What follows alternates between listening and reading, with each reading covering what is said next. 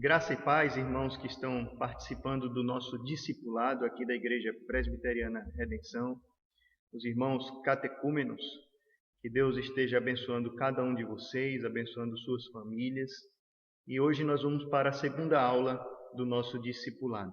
Na primeira aula passamos um exercício para que os irmãos meditassem no no Salmo 1, e hoje nós vamos para a segunda aula, que é o que é ser um discípulo do Senhor Jesus Cristo. Você já se fez essa pergunta? O que significa também a palavra discípulo? Sem mais delongas, vamos começar lendo este versículo, o versículo 8 de João, capítulo 15, que nos diz: Nisto é glorificado meu Pai, em que deis muito fruto, e assim vos tornareis meus discípulos. Vamos orar. Santo Deus, bondoso Pai que estás nos céus, obrigado, Senhor, por cada irmão que está participando do discipulado de nossa igreja. Que tu estejas, ó Senhor, tu mesmo, através do teu Espírito Santo, convencendo-os do pecado, da justiça e do juízo de Deus. Cuida, ó Senhor, para que cresçam na tua palavra, para que cresçam na tua graça. Dá-nos, Senhor, do teu alimento. Em nome de Jesus. Amém. Nisto é glorificado meu Pai, em que deis muito fruto, e assim vos tornareis meus discípulos, disse o Senhor Jesus. Nós nos tornamos discípulos do Senhor Jesus quando o glorificamos, quando damos fruto. O nosso Pai, ele é glorificado quando nós damos fruto e nos tornamos também seus discípulos. Mas o que significa a palavra discípulo? Na nossa língua, no português, a palavra discípulo tem alguns significados. Significa aquela pessoa que recebe instrução. Então, se você está participando de uma aula de discipulado, você está apto para receber instruções a respeito de algo, a respeito de alguém, no nosso caso, a respeito da crença no Senhor e Salvador Jesus Cristo. Discípulo também é aquele que aprende, é o aluno e aquele que segue as doutrinas de outrem, as doutrinas de alguém ou de um certo modo de pensar. E, por último, o último sentido aqui do dicionário, priberando a língua portuguesa, é sectário. Esse é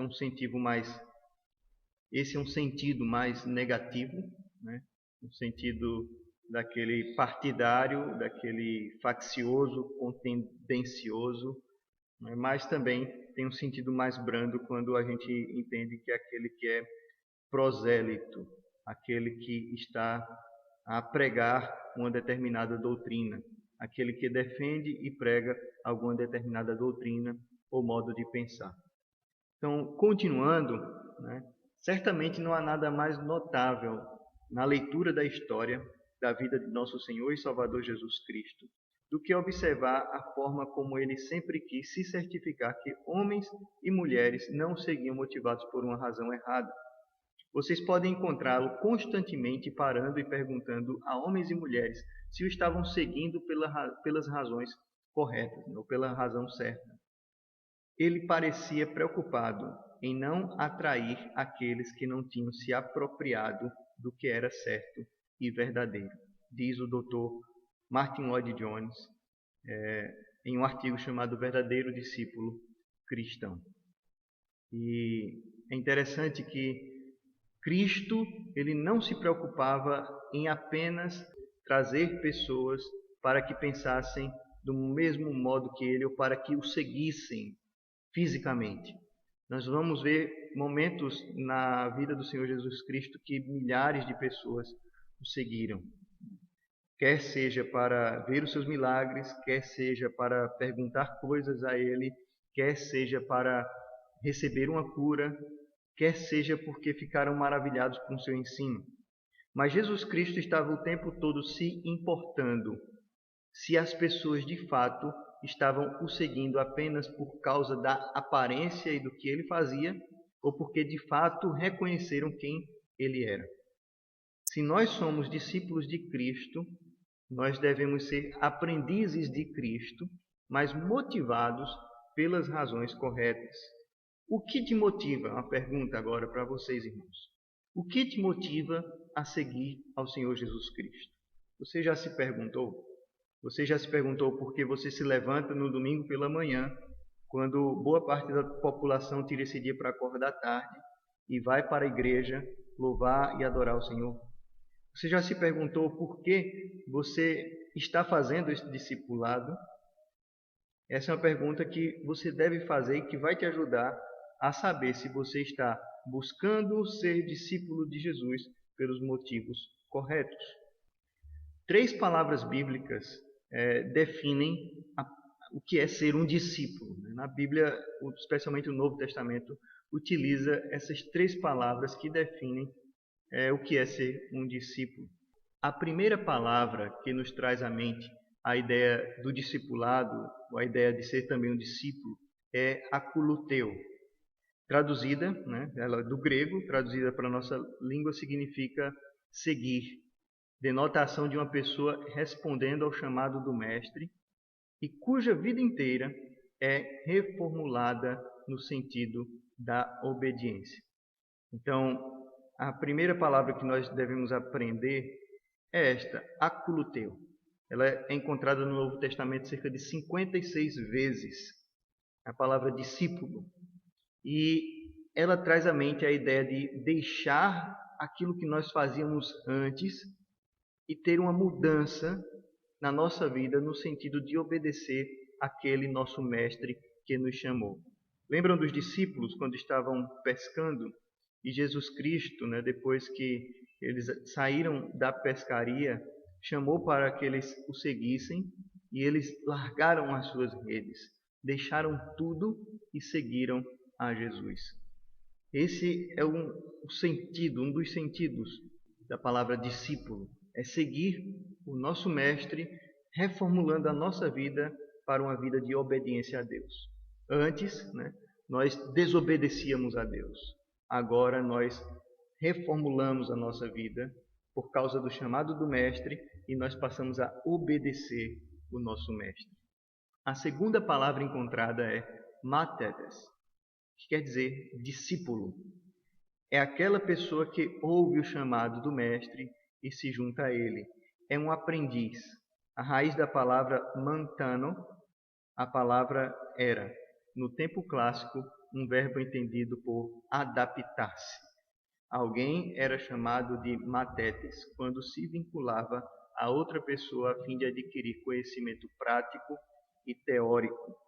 Então, aqueles que deixaram as suas vidas ou deixaram o seu estilo de vida para aprender um outro estilo de vida, o estilo de vida do seu mestre, elas se vinculavam a esse mestre não apenas para aprender a teoria das palavras que ele ensinava, mas isso estava ligado também a um conhecimento prático. Daí a gente vê Jesus Cristo caminhando com os 12 discípulos. Aqueles discípulos não apenas viam o que Jesus ensinava, ou ouviam e aprendiam o que Jesus ensinava, mas eles participavam da vida de Cristo. O modo de vida que Cristo levava influenciava também para que o modo de vida deles fosse também mudado.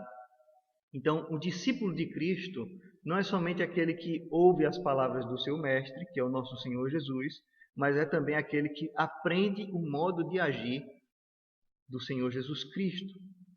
Os discípulos estavam constantemente sendo empurrados para aprender como Jesus Cristo andava, como Jesus Cristo vivia, como Jesus Cristo orava, como ele respondia às perguntas a respeito da Bíblia.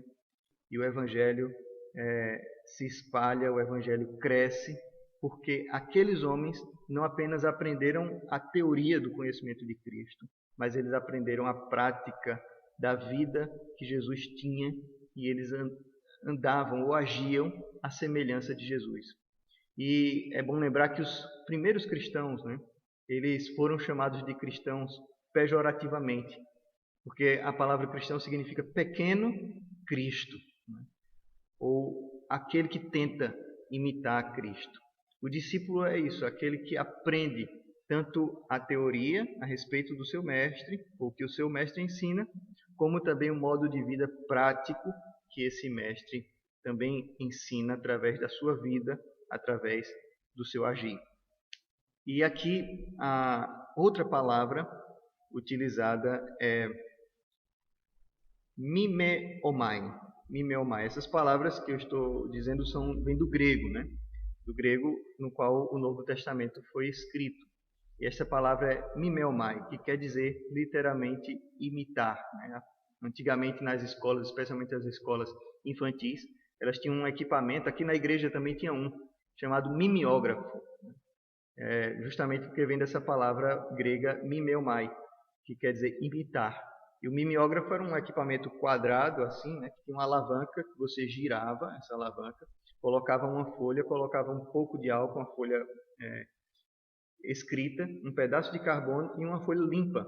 E quando você girava, aquela peça, aquele rolo, ele transferia o desenho que estava numa folha para outra folha. Então, a folha que estava limpa imitava a folha que estava escrita. Então, a palavra mimeógrafo vem de mimeomai, que quer dizer imitar. Então, nós devemos imitar Cristo também nesse sentido. Nós devemos ser aqui nesta vida um reflexo da vida de nosso Senhor. Então, o verbo enfatiza a natureza de um tipo especial de comportamento, modelado em outra pessoa. Segundo Brown, mimeomai se aplica às pessoas específicas, que são obviamente exemplos vivos para a vida da fé. Mesmo sendo o apóstolo Paulo aquele que usa frequentemente esta palavra para motivar seus discípulos a uma vida de imitação, jamais ele se incluía como algo final a ser imitado. Pelo contrário, ele sempre apontava a Jesus, que deveria ser a proposta final de imitação e exemplo. Então, o apóstolo Paulo ele diz: sede meus imitadores, né? Assim como eu sou de Cristo. Mas ele não estava levando ele como alvo final da nossa imitação. Ele apontava o tempo todo para Cristo. O nosso alvo é Cristo. Nós queremos nos assemelhar, nós queremos imitar, nós queremos ser iguais a Cristo. Esse é o nosso alvo, né? O nosso objetivo como cristão. Então, continuando, para a gente encerrar a aula de hoje, né, nós temos um outro exercício. Nós passamos um exercício a semana passada, né? Espero que os irmãos também terminem, né? Não apenas leiam, mas também escrevam, né? E postem aqui no grupo, no nosso grupo, o que entenderam, né, do capítulo do Salmo 1, né? O que entenderam do Salmo 1. Então é uma coisa bem simples mesmo, né? Pegar um papelzinho, escrever de forma simples, não precisa de nada complexo, aquilo que você entendeu do Salmo, aquilo que Deus lhe deu de entendimento. E o exercício dessa semana é um exercício parecido, né? Leia o texto do Evangelho de João, capítulo 6. Então você vai pegar o capítulo 6 de João e ler todo este capítulo. E reflita sobre o que aconteceu para que Pedro desse essa resposta que nós vamos ler a Jesus. Reflita também sobre a seguinte questão: o que me motiva a seguir o Senhor Jesus Cristo? Então, o que te motiva a seguir o Senhor Jesus Cristo? Então, vamos ler o versículo 66 a 69 do capítulo 6. Mas para a gente entender bem, nós precisamos ler todo o capítulo.